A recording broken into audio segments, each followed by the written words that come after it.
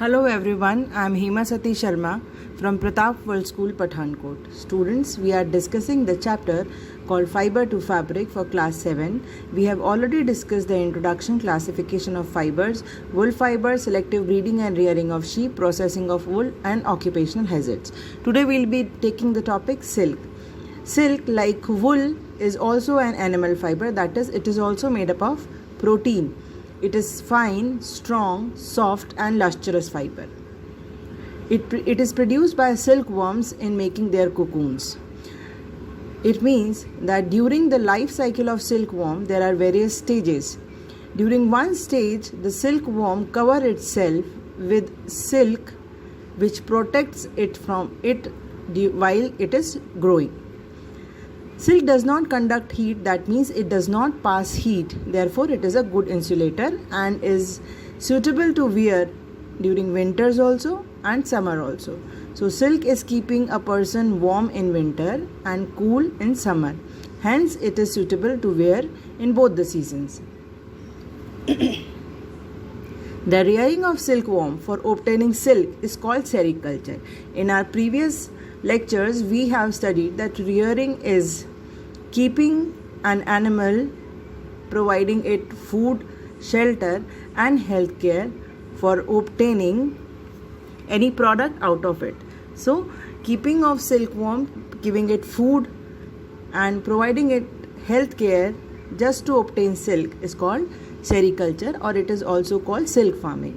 In this process, silkworms are reared at an appropriate temperature and humidity to get silk threads from cocoons.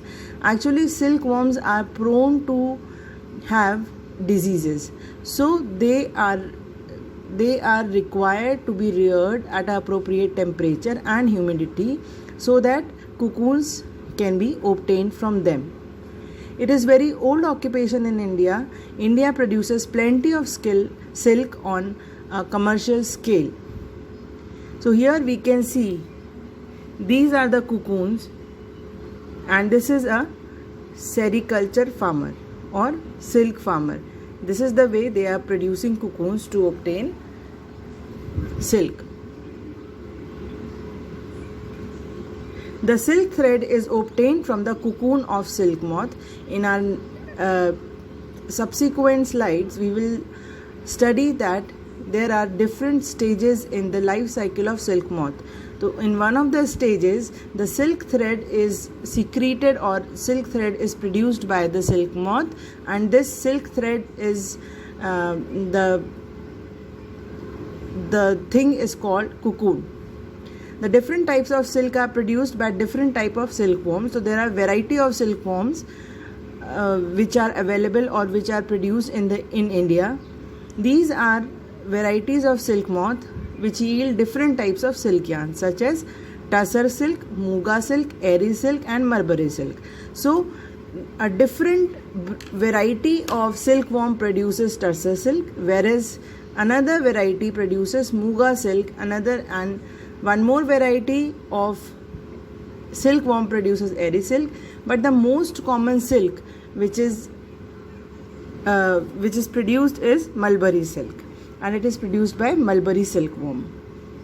Here we can see different types of silk: mulberry silk, tussar silk, muga silk and eri silk shawls.